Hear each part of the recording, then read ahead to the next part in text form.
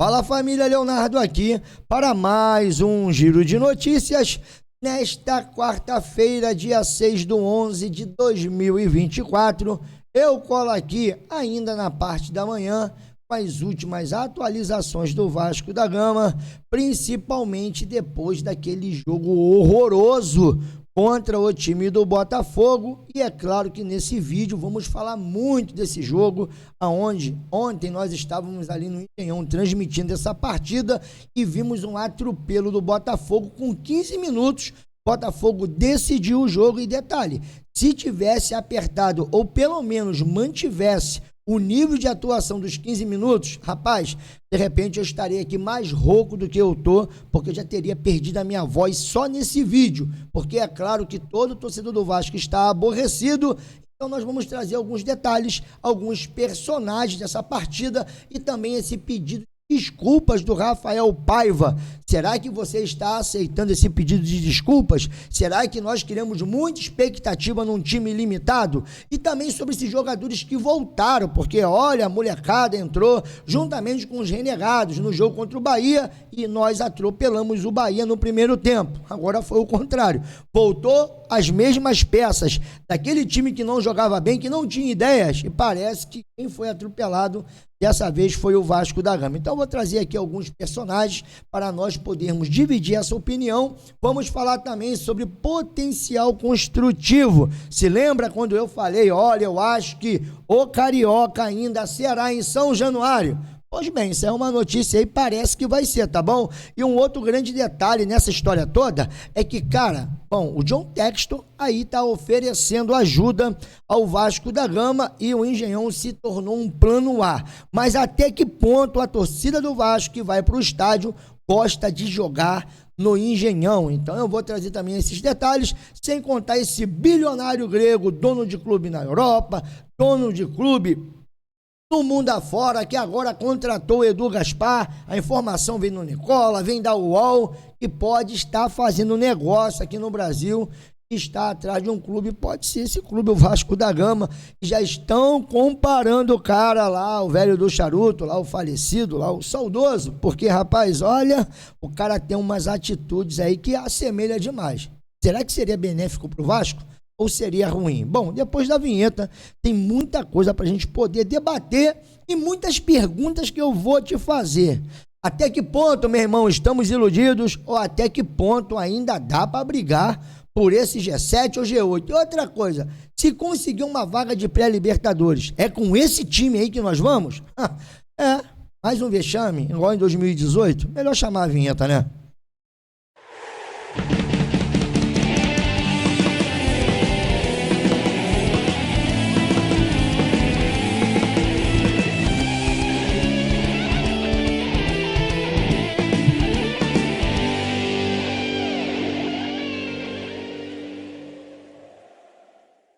Voltamos aqui, Leonardo, canal Na Torcida Vascaínos, desde já agradecendo aos mais de 100 mil inscritos aqui no canal, essa galerinha aqui, ó, da plaquinha vai ficar um bom tempo aqui, agradecer ao pessoal que me deu essa mesa maravilhosa do nosso podcast, ainda vai rolar, tá? Calma, ainda tá aqui, em montagem de elenco, mas hoje, cara, bom, eu não vou te pedir like, eu não vou te pedir aqui inscrição, faz o que você quiser, porque eu sei que o torcedor do Vasco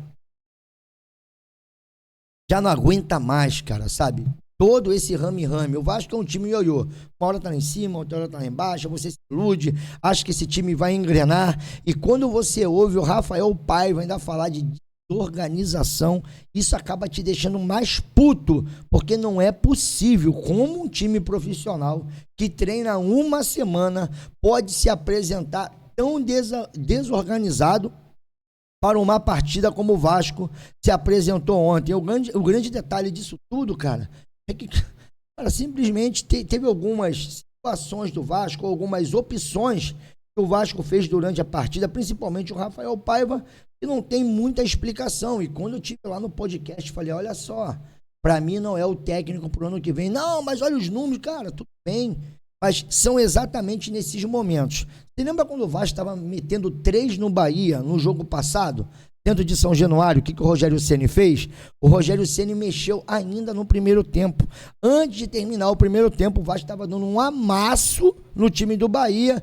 Eu acho que com 25 ou 30 minutos, o Rogério foi lá, trocou 2 ou 3, inclusive conseguiu descontar ainda o placar, sabe, que estava bem delatado, fazendo ali 3-1, até com o Luciano Rodrigues, e depois, sabe, meteu mais um gol, descontou no segundo tempo e quase empatou no final da partida. Eu sei que, de repente, seria impossível o Vasco correr atrás de um resultado de 2-3-0, ainda mais depois da expulsão do João Vitor, mas, cara, são atitudes, comportamentos que incomodam demais o torcedor do Vasco da Gama.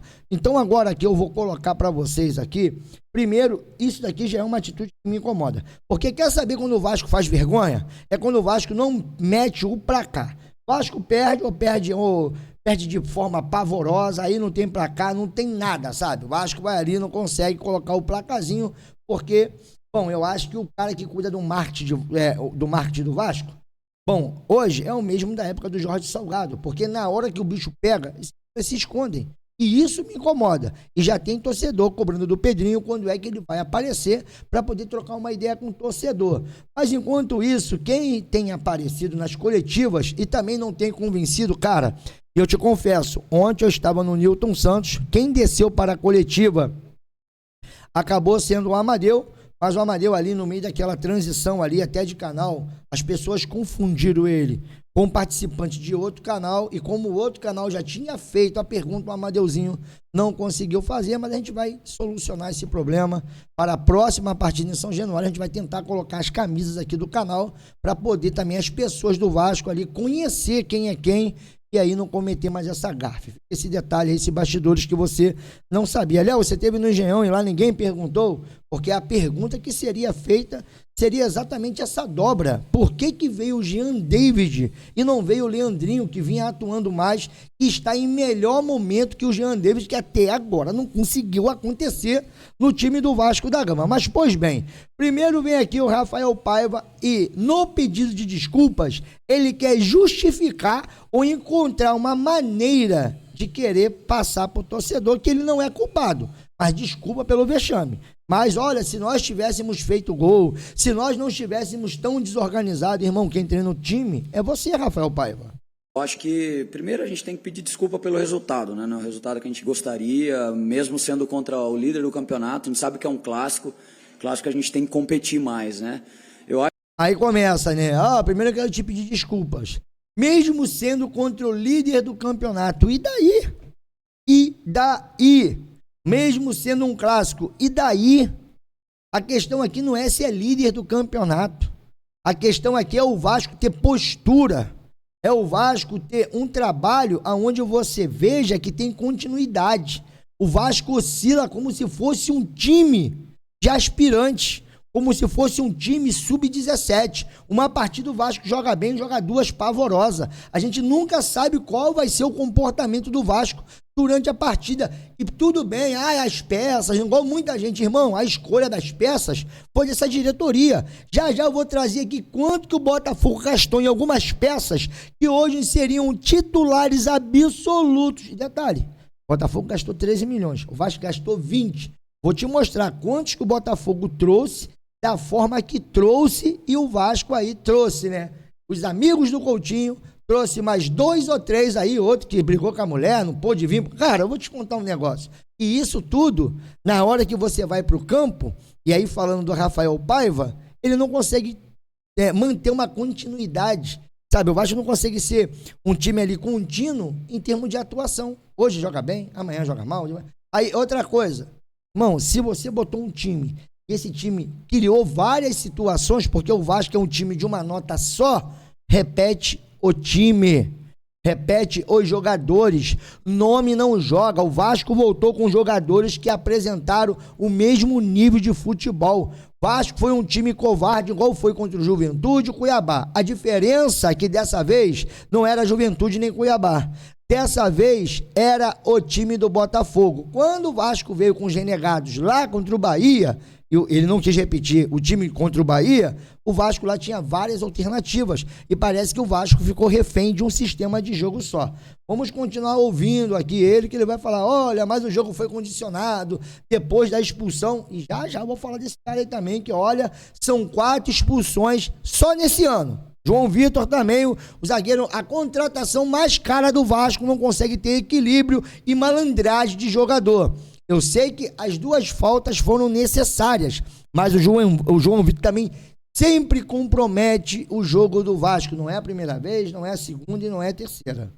Mas a pressão do Botafogo no início foi muito forte, né? Daí a gente teve que optar por bolas mais direcionadas, e só que a gente não esperava tomar os 2 gols, né? A gente tomou os 2 gols muito rápido, né? A transição do Botafogo é muito forte, a gente já sabia. E daí o jogo sai completamente do contexto que você... Já sabia e não evitou. Já sabia que a transição era forte, mas foi lá e pagou pra ver, porra. Com aquela lentidão, cara. Rapaz, ontem na transmissão falei várias vezes. Vasco é um time engessado. Vasco é um time lento. Vasco é uma presa fácil, principalmente nesse sistema do Rafael Paiva do 4-3-3. O Vasco não consegue ser um time intenso. Cara, não consegue. É incrível como o Vasco é lento na sua saída de bola. E aí passa muito, né, por quem tá jogando no meio campo. Porque também o Dimitri Payet parece que escolhe o jogo que ele quer jogar. Ou pelo menos é de quando em quando, igual, olha, o Galdames. Eu acho que ficou claro também, sabe, sobre o Galdames, que não dá. Mas vamos continuar aqui nas desculpas do Rafael Paiva. Trabalha, né? Ainda acho que depois que a gente tomou os 2 gols, a gente teve 1 ou 2 chances ali que a gente poderia, um gol, entrar no jogo, né? Então essa foi a nossa crítica no intervalo, da gente acreditar, porque 1 gol você entra no jogo. Então você toma 2 gols rápido, mas se você faz 1 gol, você consegue entrar no jogo, né?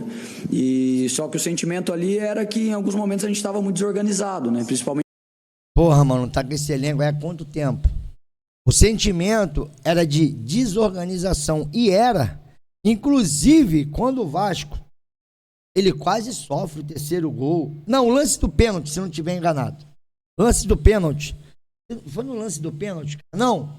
O Igor Jesus acho que perdeu um gol de cara num erro do Pumita. O Pumita no meio da lua. Primeiro o Vasco tem um escanteio. Aí, em vez de bater o escanteio direto pra área, não, o Vasco vai fazer uma jogada ensaiada de merda. E bota a bola no pé de quem? Do perninha de cobra, que se você vê a perna do Jean David, porque o Jean David corre e não sai do lugar. É incrível, meu irmão. É incrível como o Vasco pôde, cara, é isso. É esse tipo de parâmetro, porque também o senhor Marcelo Santana sumiu. É esse tipo de coisa que eu queria entender. Como o Vasco encontrou esses jogadores. Porque o Jean David, meu Deus... E olha, eu fui iludido, tá? Eu fui enganado. Eu achei que realmente o cara poderia fazer uma fumaça aqui no Campeonato Brasileiro. E aí a gente vê como o Campeonato Brasileiro tá acima de muitas ligas. Porque o Campeonato Mexicano, pra esse cara ser quase Jesus lá, meu Deus do céu. Bom, mas aí... ele vem falando aqui sobre desorganização. E nesse lance do Puma, eu tava na transmissão, falei, o Vasco tá desorganizado. Quando o Jean David tocar a bola pro Puma, o Puma se embaralha com a bola, perde, ele vai tentar tocar a bola pra trás, aqueles lances que o Vasco já deu carré, aí com Hugo Moura, já deu carré igual com o Praxedes, né? O próprio Ryan, se lembra? Foi o mesmo filme, só que o Igor Jesus chutou, é isso mesmo, o Igor Jesus chutou a bola no canto direito do Léo Jardim, rasteirinha, mas do lado de fora da rede. Teve gente até no estádio que comemorou o gol, porque passou muito rente. Então, quer dizer, cara, o Vasco estava totalmente desorganizado. Agora, como é que esse time muda tanto de segunda-feira contra o Bahia, em termos de organização e intensidade, para ontem, terça-feira, contra o Botafogo? E aí ele vai falar que a expulsão condicionou, ficou mais difícil... Enfim, só que tem coisas, caras, que você não consegue entender. Como essa daqui, ó. A ideia com o Jean era tentar ter a posse... Deixa eu aumentar um pouco aqui. Você que tá me conhecendo hoje, tô meio cegueta, tá, galera? Então, tá aqui, ó. A ideia com o Jean era tentar ter a posse de bola. Tentar ser um cara que segura mais a bola. Transitar com um jogador que passa muito bem. Mas a gente não conseguiu encaixar esse jogo. Cara, é incrível. Se do lado direito do Botafogo Você tem ali o Luiz Henrique, de vez em quando o Savarino caindo pro lado de lá. Bom, o Luiz Henrique deu um trabalho. Cara, ó, vou te falar um negócio. O Luiz Henrique, ele acabou com a vida do Piton no primeiro tempo. O Piton conseguiu recuperar alguma coisa, não sei, mas no primeiro tempo o Piton não viu. Por que você não dobrou os laterais igual você fez no caso do Puma, que não fez uma partida horrorosa, sabe? E nem o PH, dentro das suas limitações. Mas por onde o Vasco sofreu mais? Pelo lado direito. E aí o Jean David não tem porte, não tem físico, não tem estrutura, não tem velocidade, sabe? Não tem pegada de marcação. Dobraria, colocaria o Lucas Piton juntamente com o Leandrinho, já que o outro, o Emerson Rivaldo, irresponsável, esse aqui, ó, esse daqui não estava no jogo, se atrasou, não foi pro treinamento domingo e o Vasco decidiu punir. Nesses detalhes eu não vou nem entrar porque eu não sei realmente o que aconteceu lá dentro. Mas aí você vem com o Jean David, que estava há um tempasso, meu irmão, sem ser titular. Para esse jogo, já tinha entrado contra o Flamengo como titular, não jogou porra nenhuma. E aí eu não consigo entender, e ontem o Júlio falava isso direto na transmissão, como pode um técnico da base não trazer os meninos da base? E por incrível que pareça, no segundo tempo, quando entrou o Alegria, claro que o Botafogo tirou o pé, o Botafogo já está se poupando, pensando já nas suas decisões ou na sua maior decisão, que vai ser no final de novembro. Mas quando entrou o Ryan, quando entrou o Alegria, o Vasco teve um respiro, jogadores mais intensos, que consegue chegar na bola com mais velocidade, que consegue pressionar o adversário. Cara, no primeiro tempo, cara, nenhum dos jogadores do Vasco conseguiram. E aí, esse senhor aqui é um dos jogadores que o Vasco optou esse ano para poder gastar um pichulé. Trouxe por US$ 1,5 milhão, aproximadamente aí hoje quase 9 ou 10 milhões de reais. E para a gente poder seguir, esse outro jogador, cara, eu não vou aqui falar que o João Vitor fez uma partida horrorosa, mas, cara, na moral, jogador profissional, o cara não pode estar envolvido numa sequência de cartões vermelhos, principalmente em jogos importantes. E esse daí é a nossa contratação mais cara dessa janela, onde o Vasco ainda vai pagar uma grana lá, o Benfica. O problema temperamental de João Vitor... Desculpa, vamos lá. O problema... Opa, aí. O problema temperamental de João Vitor não é nenhuma novidade. Desde o Corinthians, ele tem essa questão indisciplinar e comportamental. Esse foi o 4º cartão vermelho dele pelo Vasco, só esse ano. E eu vou te lembrar, detalhe, o João Vitor ele foi expulso em jogos importantíssimos. Contra o Água Santa, ele foi expulso naquela confusão com baixolinha lá, que agora eu esqueci, Neilton, do Água Santa. Você lembra disso? Aí depois ele foi expulso contra o Império do Mal. Se eu não estiver enganado, foi no atropelo, esse ano, pelo Campeonato Brasileiro, onde o Vasco tomou de 6, o João Vitor também. Se não foi nisso, foi no Campeonato Carioca. Foi uma dessas duas situações, mas o João Vitor foi expulso contra o Império do Mal. Contra o Atlético Paranaense naquele lance bobo, sabe? Eu acho que ele até foi expulso injustamente. Mas ontem contra o Botafogo eu acho que faltou um pouco de maldade. Eu sei que as duas faltas eram necessárias. Mas, cara, dá pra você fazer a falta sem você tomar o cartão. E aí, né, cara, ele trocou ali, de repente, o cartão vermelho pelo gol ou pelo suposto gol do Botafogo. Tinha que ter deixado a jogada seguir. Não dava para ter parado. Se você não consegue parar, o jogador já está pendurado, você já está condicionado a tomar o cartão vermelho. Ele vai lá, segura o jogador do Botafogo. Bom, ali até marcaram pênalti, sabe, contra o Vasco. Eu tenho que fazer aqui uma justiça. Até o Rodolfo Toschi Marques, porque incrivelmente ele foi e apontou fora da área. O lance realmente foi fora da área. Mas aí o Vasco ficou com um homem a menos. O Botafogo já estava... Porra, caramba. É horrível falar isso. Mas o Botafogo já estava massacrando o Vasco. Se o Botafogo tivesse acelerado, seria demais, tá? 3 foi pouco, principalmente pelo primeiro tempo. No segundo tempo, como eu disse, o Botafogo já deu aquela tirada de pé, já ficou ali administrando o resultado. E aí, cara, entra quem no lugar do João Vitor? Ali o Paiva tenta melhorar e entra o Maico. E no terceiro gol do Vasco, Quase 26 da etapa final. Se liga nesse carrinho maravilhoso. Vou abrir a tela aqui.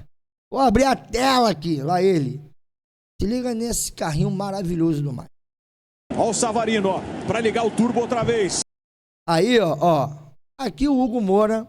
O Hugo Moura, olha, o Hugo Moura ontem também. O segundo gol, responsabilidade do Hugo Moura. Olha, o Hugo Moura também já capa, ó. Esticando a bola no já errou. Aí, em vez do Maicon acompanhar, olha o carrinho do Maicon, meu irmão. Rapaz. Comando do ataque para Júnior Santos. Já chegou ali, ó. Ele driblou, lançou na frente, pintou a chance para mais uma na cavadinha. Porra, meu irmão. Ou seja, jogador cabeça de área, dá um carrinho furado. Aí o zagueiro, em vez de fazer a parede, acompanhar o lance, não, o Maicon foi no seu carrinho. Sabe por que o Maicon foi no carrinho? Vou explicar. Porque o Maicon não tem mais intensidade, não tem mais velocidade para poder marcar. E ele vai tentar dar o bote. Quando ele acerta, ele sai bem na jogada. Agora, quando ele ataque erra... para Júnior Santos. Ali o jogador do Botafogo não reconheceu o Maicon como absolutamente nada. Ah, só quero te lembrar. O Maicon fica no Vasco até o final de 25 ou 26. É uma história que ainda vai ter que ser contada. Mas para poder finalizar, na semana, de novo, o Edmundo vai detonar o Dimitri Payet, igual ele tem feito lá no canal dele. Porque, meu irmão, cadê o Payet ontem? O Payet entrou em campo, com todo o respeito. O Payet ontem entrou em campo. Eu vou deixar o Rica aqui agora dar a opinião dele, porque parece que só... Bom, pelo menos o Rica não é vascaíno. Parece que é dor de vascaíno. Mas não é, cara. É o jogo. Olha isso aqui, ó. Hoje o Botafogo, a maneira que ele se colocou num clássico contra um rival, por pior que seja o time do Vasco, por pior que seja a fase do Vasco, ainda assim é o Vasco. É o rival e tal. A maneira que o Botafogo entrou em campo hoje foi do tipo, eu não vou negociar o jogo. Eu tava conversando com um amigo vascaíno com 10, 12 minutos de jogo, quando tava 2-0, quando saiu o segundo gol do Botafogo, a gente comentava o seguinte, falou, cara, é melhor tocar de lado para não perder demais. Quando tava com 12 minutos, não é 12 do segundo tempo não, amigo. Com 12 do primeiro tempo, a impressão realmente era essa. Já pode terminar o jogo, já pode acabar, porque isso aqui pode virar uma tragédia. Ele falou, concordo com você. Melhor o Vasco começar a tocar de lado, porque não tem condições de encarar o time do Botafogo desse jeito. E além de tudo, assim, além de ter uma discrepância técnica, o time do Vasco opta por um jogo, cara, que é muito difícil de dar certo, cara. No abafa, se o Vasco tá em São Januário, jogando contra o adversário fechado e jogando bola uma atrás da outra no Verrete, tá bom, vai lá, né? Pode acontecer de entrar uma bola lá, o Verrete acerta. Só que, irmão, tu vai jogar no contra-ataque, você vai ficar inteiro na defesa, você vai deixar só o Verrete lá na frente. Você não vai ter a bola, você não vai ter o posse de bola para os teus laterais chegarem, cruzarem pro cara. O que adianta você ter o Verrete lá na frente parado, pesado do jeito que ele é? Não é uma coisa meio, né? É uma ideia de jogo que era óbvio que não ia dar muito certo, né, cara? E duas constatações acho que é o time de uma nota hoje, só. Individuais, que é primeiro que o Coutinho de novo não estava, então, pelo jeito, para essa temporada aqui a contratação não deu certo, né? Já dá para cravar isso. O Coutinho também não teve. Aí o Rica também foi feliz mais uma vez. Parece que para essa temporada a contratação não deu certo. Você não sabe quando você vai contar com o Felipe Coutinho e na reta final do campeonato você não ter um jogador como o Coutinho em plena forma. Ah, mas não tá jogando porra. Não, tô falando se o Coutinho conseguisse chegar em plena forma física, conseguindo manter uma sequência de jogos. Aí seria importante. Porque o Payet também, porra, é outra roleta russa. Tu não sabe, né? Quando a bala tá na agulha. Porque um dia tá bem, outro dia tá mal. Porra, sabe? Aí você fica, e aí, vai, não vai, sabe? Sei lá, irmão. O time do Vasco não engata, não engrena, sabe? Porra.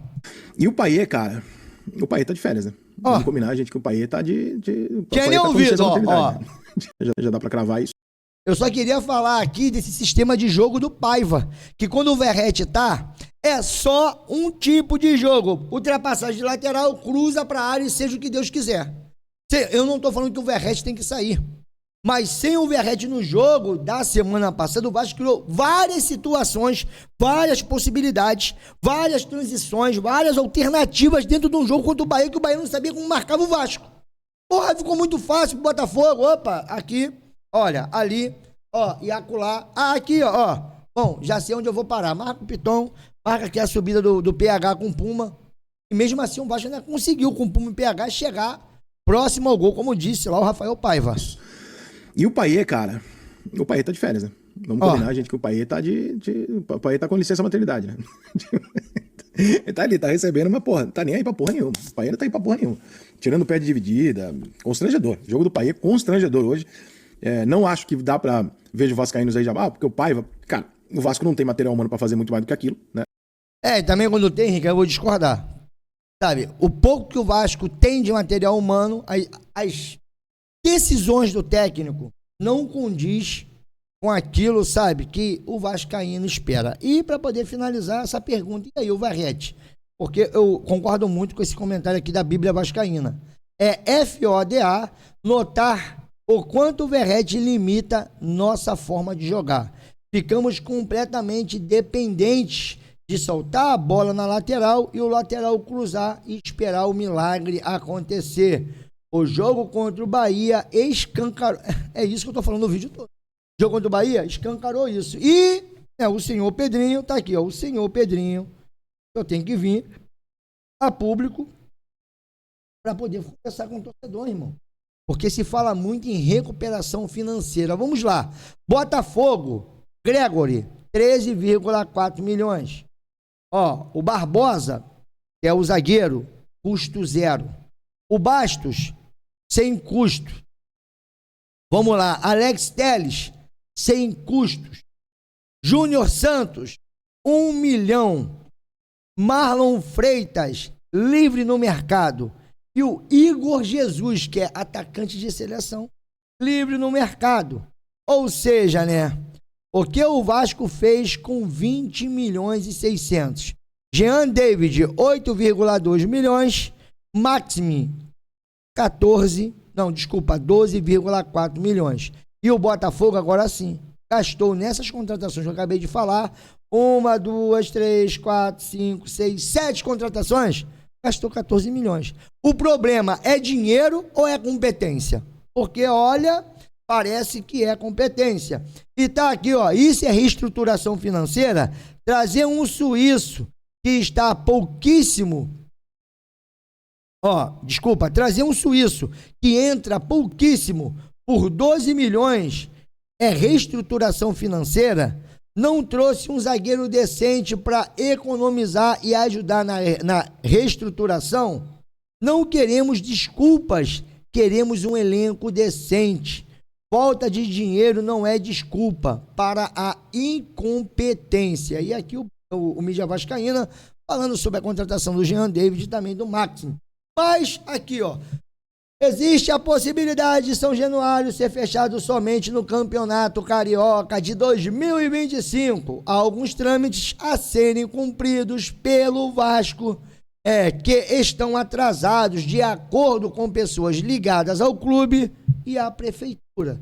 E eu cantei essa pedra aqui, que o Vasco, de repente, não vai conseguir, começar essas obras em dezembro. Mas o John Textor já deve estar falando aí a respeito, de ajudar o Vasco.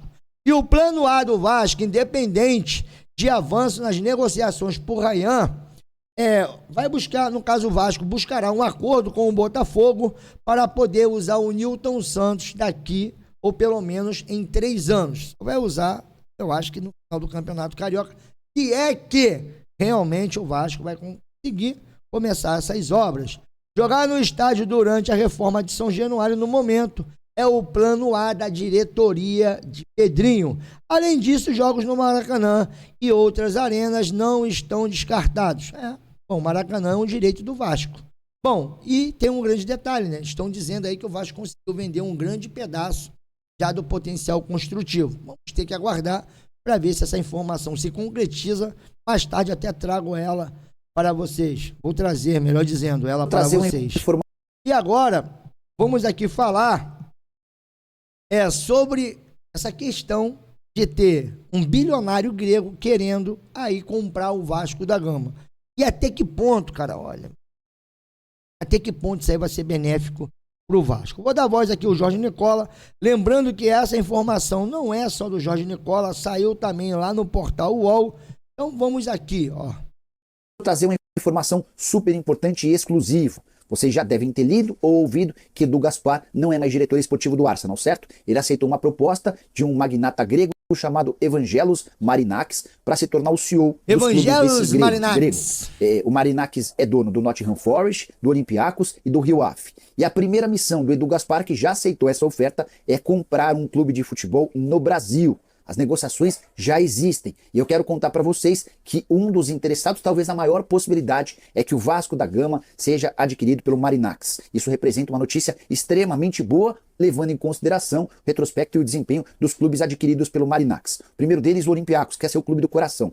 O Olympiacos foi comprado em 2010 e nas 7 primeiras temporadas foi campeão em todas elas. Já o Nottingham Forest, numa reconstrução bem mais difícil, o time estava na segunda divisão do futebol inglês e foi adquirido em 2017. Em 2022, a volta para a Premier League. O Nottingham Forest não jogava a elite do futebol inglês há 23 anos. E depois de 2 janelas de investimento extremamente pesadas, 161 milhões de euros na primeira e 122 milhões de euros na segunda, o Nottingham Forest é, nesse momento, terceiro colocado da Premier League, algo extremamente relevante. O Rio Ave de Portugal foi o último a ser adquirido e ainda não conseguiu decolar, é só o 14º colocado no campeonato português. Só para contar um pouquinho mais sobre o Marinakis, ele veio de uma família que mexe com indústria naval. Quando o pai dele faleceu, eram 8 navios, hoje ele já tem 98. Marinakis que se especializou, entre outras coisas, no transporte de petróleo a partir do Iraque, com contratos extremamente vultuosos. E a saideira sobre esse cara, alguém extremamente nervoso, que manda técnicos embora à torto e à direito, mas não se intimida de investir. Costuma gastar bastante. Se o negócio com o Vasco avançar, tenho certeza que o torcedor vascaíno vai ter alguém à frente do clube disposto a transformar o Vasco em um dos que mais gastam no país. Vou trazer uma informação. Bom, tá aí a informação sobre o Marinakis. Detalhe, tá? As pessoas aí já estão comparando ele com Eurico Miranda, porque ele já foi até suspenso por árbitro, meu irmão. E detalhe, tá? Vai pra torcida, faz aquela média, é estilo um John Texton, mais sisudo, tá? E aqui um trechozinho, sabe? Um vídeo dele indo pra torcida, ele vem ali, tipo como se fosse um poderoso chefão. Esse é o perfil que o Vasco da Gama precisa. Já vivemos tempos assim, bom, bem parecidos com esse, né?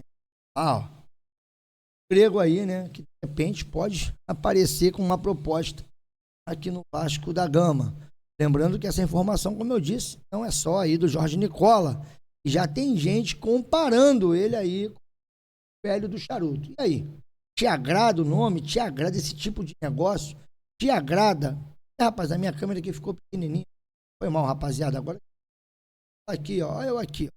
Bom, te agrada esse tipo de negócio? Não te agrada? Qual é a sua opinião sobre? Muda aqui a dimensão aqui da live, do vídeo, né? Acaba que a gente recebe às vezes esse tipo de errozinho técnico. Mas eu acho que você conseguiu, no caso, extrair bem o vídeo, a nossa opinião. Eu queria muito que você aí deixasse a sua opinião a respeito de tudo que nós falamos aqui, principalmente essa atuação do Vasco. Aquela pergunta, pô, dá para se iludir?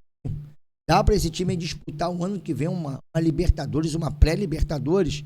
Ou vai ter que mudar muita... ou vai ter que mudar muita coisa? Vai ter que mandar muita gente embora? Sua opinião aí, valeu? Vou meter meu pé. Tá aqui, ó, 33, 34 minutos de vídeo. E olha que eu desabafaria muito mais. Porque, olha, a relação aí foi curta, tá? Jogadores aí que ontem simplesmente sumiram do jogo. Sabe o que é sumir? Você não vê os caras? E aí, toda vez que tiver um jogo desse tamanho, jogador sumir, né, Dimitri Payet? Aí fica difícil de defender, né, irmão? Bom, vamos puxar o carro, porque olha só, sábado é lá no Castelão. Contra o Fortaleza, que tá doido para ser vice-líder do campeonato. Eu falei para vocês que eu acho que é pegar os times da parte de cima.